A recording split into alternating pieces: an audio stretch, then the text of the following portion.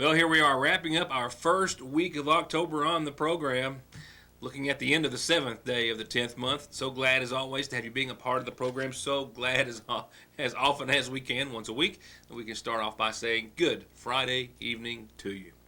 We've got a lot to talk about tonight. Weather and in other stories as well. We've got some moisture on the very edge of Hurricane Matthew that's very close to the viewing area right now, and getting a bit closer could give us some showers tonight, tomorrow possibly, as a cold front also rolls through. That's definitely going to give us some cooler air. We'll show you what's happening and what we expect for your weekend, which is going to be pretty nice overall. We'll talk about what you might have to dodge weather-wise in just a few moments. We have some video brought to us by an officer with the Sayersville Police Department that he says shows the theft of a wallet left behind on the counter of a local restaurant. I'll share that with you in hopes that you can shed some light possibly on the investigation for authorities. I've got a wonderful story to pass along to you tonight about the 2015-2016 girls softball team of McGoffin County. I'm going to leave it at that for now. And just leave it at that. We'll talk about football tonight, of course, some who's got an off week tonight, who will be playing, and how some big district matchups are. We're going to wrap up the regular season schedule for a lot of area teams, and other news and information before I leave you for what we hope is going to be a wonderful weekend for you all. We'll go ahead and pick it up with one of our top stories this evening. Oh, no, let me get to an announcement before I go any further. It just came in and I didn't get it typed in the community calendar, so I wanted to tell you about a couple of hoarders that have showed up at an area residence. That's how Sue Gibson refers to a couple of dogs, two beautiful black labs, which have shown up at her home on Stringtown on Route 40. One's a male, one's a female. Neither's wearing a collar, but she says two black labs, and they both appear to be hoarders because they are bringing anything they can get in their teeth into her yard. Shoes, papers, you name it. So she's not upset. She just knows that there's someone pets them and like to see them get home, I guess, for a couple of reasons. So if you own these dogs or you might know who they are, you can call 349-3467. 349-3467. We've got a lot of other announcements and reminders on our calendar, and we'll get to those in just a few moments. Right now, it's some video. It's not the greatest of video. It was actually captured on an officer's cell phone as he was looking at a security surveillance monitor. Nevertheless, it does show what he alleges is the theft of a wallet that was actually left behind by a young family member of his. It happened, from what I understand, earlier this week. I think it was on Tuesday, if I'm not mistaken. I'll clarify that in a second. Nevertheless, when a mother and her young 14-year-old son went into the Little Caesars here in Sayersville. The son went in to pick up the order and left his wallet on the counter, and then realizes after leaving there and just going a short distance downtown and going into another business that he didn't have his wallet. So they immediately turned around, came back to Little Caesars. And from what we understand, after going into Little Caesars, they noticed a female in the parking lot they believe is responsible for taking it after going inside and then questioning employees if they had seen his wallet that he'd left behind just a few moments ago. I spoke to off-duty Sayersville City Police Officer Jeremy Watson earlier today, who gave me some details about the investigation into a wallet left behind and then stolen, he says, at the Little Caesars restaurant in Sayersville. You'll notice the video there. There are two items on the counter before the customer walks up. That large item is actually a large camouflage-type wallet that was left behind actually by Watson's stepson.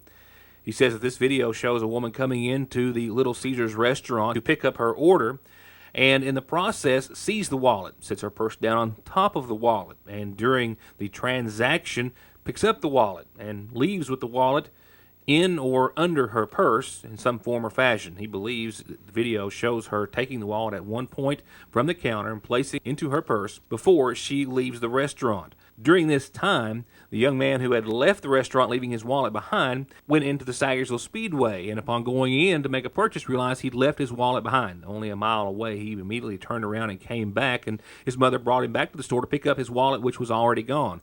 And in fact, the mother actually questioned the female driving a white SUV outside because she had parked where they had parked when they were there and her son had gone in the store. And the female customer said that she hadn't seen anything when she went inside. She also asked employees of the Little Caesars if they had seen anything, and they said no. Officer Watson says it clearly shows that the wallet was left behind on the counter, with the cash register obstructing the view from employees, but not from the customer who entered the store and then left with the wallet. Inside, only about $12, about a $50 wallet. Not a great theft, but still a theft nonetheless, where an adult appears to have entered the store, taken the wallet, and then left the location. Right now, the Sayersville Police Department is hoping that this video will spur some leads and information as to who the female might be. He said that she was driving an older model white Chevrolet Tahoe with black wheels and might possibly be from the Magoffin or maybe even the Floyd County area. That's still under investigation, and they're hopeful that some of our viewers may be able to help. For high-speed internet starting at 15 meg for all of your gaming, movie, home, and business solutions, or to watch TV, including your favorite local channels without a contract, with hundreds of channels and digital and HD quality, and to stay connected 24/7 with friends and family, a direct line to 911, or to give your business the link it needs, choose telephone service you know is always there. Just click on their link on this site to find out how affordable the latest technology in communications can be. Foothills Communications. Take a few moments to brag on some young people for just a few moments. We always love to do that whenever we can. Just got the information, if you will, on this literally a few moments ago, and not had time to sit down and talk with anyone. We will, because this is a major academic accomplishment that happened to a local sports team that they've achieved. It's not the first time that we've bragged on these ladies for their accomplishments on the field and in the classroom. We've done it, in fact, numerous times. The Magoffin County Lady Hornets softball team had a great season last year. They were shut down by Johnson Central in a couple of heartbreakers for the Hornets in the district and in the regional championships, but they still went 25-5, gave up only those 5 losses, counting the 2 in those 2 championships, and gave up only 64 runs the entire season, while crossing home plate a total of 210 times. But it's not stats from the field that we're going to focus on tonight. It's those from a report that we have from the National Fast Pitch Coaches Association, which is recognizing some student athletes tonight who have great accomplishments to add to their resume. The National Fast Pitch Coaches Association has announced its Easton Top 10 Academic Team Honors, honoring over 5,000 student athletes. Beginning on the collegiate level, Newberry College, NCAA D3, garnered the overall college GPA with a 3.77, while Byron Nelson High School in Texas led the weighted high school category for the 3rd consecutive year at a 4.96, and Champion High School in Ohio led the unweighted high school category with a 3.858. The rankings and honors recognize the academic prowess of softball teams across 7 membership divisions. At the top, NCAA Division I with 1,240 honorees. Closer to the high school level, high school weighted and high school unweighted posted 612 and 512 honorees apiece. And as you go through the list of those divisions, you'll find a local team and honoree. In the high school weighted category, which of course is a GPA that has weighted classes that can excel well more than excel, the 4.0 GPA, you'll find in this order, number 1, as we mentioned, Byron Nelson in Texas, Bay City in Texas at a 4.729, James F. Byrne in South Carolina at a 4.498, and number 4 in the entire nation, the Magoffin County High School girls softball team of 2015-2016 with a weighted collective GPA between the entire team of 4.429. And this is not the first time that we have spoke of this particular team's accomplishments in the classroom as well as on the field, but this is the first time we have on such a national level. 4th in the nation at a collective 4.429. That also, by the way, in case you're interested, puts them at the number 1 spot in the state of Kentucky. Now there's a big congratulations to extend out this evening, and I'm hopeful, as their coach Tony Skaggs was on the road this evening, that we'll be able to talk to maybe he and some of the players sometime next week, because they certainly deserve some due and some recognition here on the program and from everyone in the community. Congratulations, ladies. Job excellently done. At the time, the team comprised of 9th graders Samantha Black, Aaron Boland, Mandy Reisner, Kennedy Stacy, Bethany Joseph. 10th graders Morgan Wilson, Olivia Gibson, Alexis Montgomery, Mackenzie Wireman, Brooklyn Poe, Kaylin Green, 11th graders Mahaley Ratliff, Kristen Gamble, Laylee Burchell, and 12th graders Leslie Howard, Jazzy Howard, and Hannah Skaggs. And of course, while their grades didn't factor into it, 8th graders Jordan Blair, Kaylee Hale, Reagan Crace, also on the team, also expected to carry on this tradition. Again, Sue Gibson of Stringtown on Route 40 has 2 black labs that have shown up at her home. No collars, one a male, one a female, but they are believed to be someone's pet. If those are your animals or know whose they might belong to, call 349-3467. With that, here's the rest of your calendar, brought to you as always by our friends at McGoffin Farm Bureau. Well, it's that time of year, time to get your scare on, and you can do it right here in Sangersville this weekend and the next and the next and the next at a Haunted Woods Trail on Lee Prater Street. That's on the West Maple Street area, down at the lower end of Sangersville. Tonight and tomorrow night, and then Friday and Saturday for every other weekend throughout October. That is $5 to get into the haunted trail. It opens at dark. They'll have concessions, and they've got an outdoor theater, I'm told. This just coming in. We'll try to find out more, but sounds like they've got a rifle time waiting for you at Lee Prater Street on the west end of Sangersville. Don't forget they're cruising in tomorrow. The Licking River Cruisers Car Club invites you. Whether you've got something you want to cruise in or not, come up and check out what rides will be there. It's a great time. Starts tomorrow, 4 o'clock at the McGoffin County Health Department. My apologies. All proceeds from the day will go to support juvenile diabetes research. Looking a little later on down the road, the Think Pink Luncheon is this coming Wednesday at the McGoffin County Extension Service starting at 10 till noon. The Flu Shot Clinic is coming up next Thursday at the Lloyd M. Hall Community Center in downtown Sangersville. The Prestonsburg VA Clinic is hosting this free flu shot clinic for all veterans in Sangersville this Thursday, 5 to 7. And this one's all the way down the road to Saturday the 22nd, but you'll want to get it on your calendar now if you want to make it to the annual Fall Bass Tournament sponsored by the Elk Creek Free Will Baptist Church. Saturday the 22nd, it's going to be at Paintsville Lake. They will leave the marina at 7 o'clock that morning. Call 743-2211 if you want to find out more. And as it gets closer, we'll remind you about the $1,000 for first place and other big cash prizes you can win. And a reminder, if you've got a birthday, anniversary, or an announcement like you just heard, tell me. We'll tell everyone about it. Just get it into the newsroom any way you can.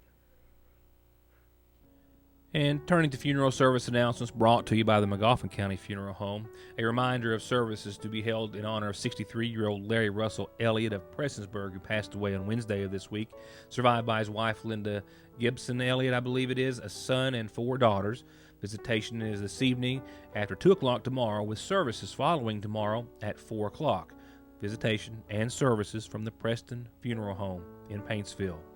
And we've also received word today of the passing of 69-year-old Jesse Merle of Sangersville, who passed away on today's date. The McGoffin County Funeral Home, who is handling arrangements, tells me that they're being made by the family at this hour and to be announced soon. Over the course of the weekend, you can go to McGoffinCountyFuneralHome.com to find out more.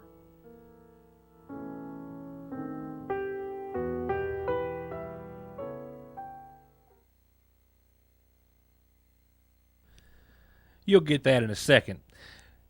It's a district matchup tonight after last week's big win by 50 over East Carter.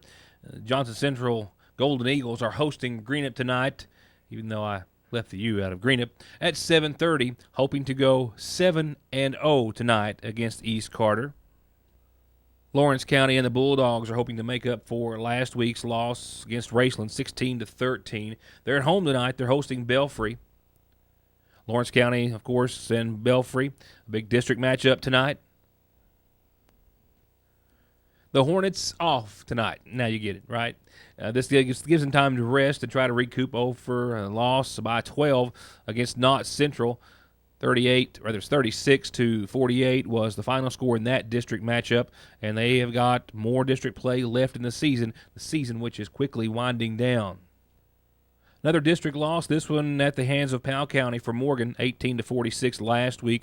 The Morgan County Cougars are at Knott Central on the road tonight. Kickoff set for 7:30. That another district matchup for Morgan County, who is 1-5 thus far, looking for a much-needed district win as they're 0-2 in the district, 1-5 again in regular season's play. And the Tigers of Paintsville hosting Fairview in their first district matchup of the season. Then they're already 7-0, so they've got 3 games left, and 2 of those at least will be district matchups. Fairview and, of course, Raceland, a three-team district in Class 1A in their district. 50-12 last week over Pike Central puts them at 7-0, 3-0 in the region as far as that goes. And once again, hosting Fairview tonight at 7:30. And there's that moisture on the very edge of Hurricane Matthew, trying to get very close to the viewing area, doing a pretty decent job. Right now, the forecast not calling for it making its way all the way into the viewing area at this hour. With right now nothing more than expected, mostly cloudy skies tonight. I am at 79 and holding at the 6:30-ish hour. We should see around 58 tonight with only a light wind out there. And I really can't see this precipitation pushing its way on into the area, and just not going to go out that far out on a limb and say it's a definite. But right now, we've got mostly cloudy skies tonight, and you can almost bet, I think, on some gradual clearing tomorrow. Very little, if any, precipitation right now for most of us. We'll just have to wait and see how much of a push Matthew has this far out from the coast. 69-44 as the cold front takes shape tomorrow and gives us definitely some cooler air, and cooler yet still on your Sunday. 65-43, still sunny and clear. And still the 60s on Columbus Day. We'll start off Monday of next week. 68-45, still sunny and clear. I mean, with the exception of that moisture off the very, very edge of Hurricane Matthew working and wiggling its way into eastern Kentucky, that's the only shot we've got at precipitation anywhere in the forecast period. Sunny and clear Monday.